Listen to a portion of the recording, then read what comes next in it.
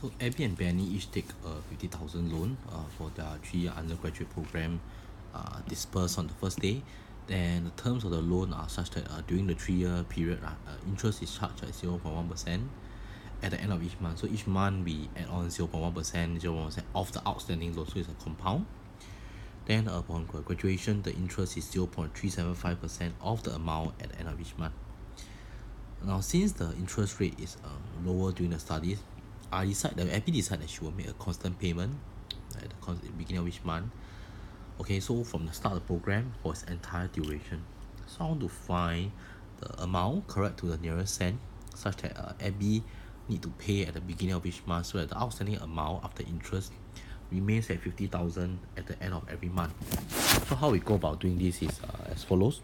So if the basically I pay and I pay and I pay, such that this is Abby pay, and then end of the 3 years, right, the funny thing is she's still left with 50,000 as the loan. Okay, so you assume that maybe you let X be the amount of money that she pays up. Maybe let X be the amount Abby pays maybe at the beginning of each month. Okay, so the thing is, okay, so after $50,000 I borrow, right? Okay, Abby will pay X. And then after each month, I charge 0.01%. So in a sense, this is like multiplying by 1, by adding a 0.01%, which is 1.001, okay? And then doing this, right? After this, she's still, but I mean, she'll keep doing this and doing this and doing, and but actually, what happens is month after month, she will still owe $50,000. Okay, so this is the idea, because no matter what I do this month after month, okay, every month I should be starting with $50,000 as the outstanding loan.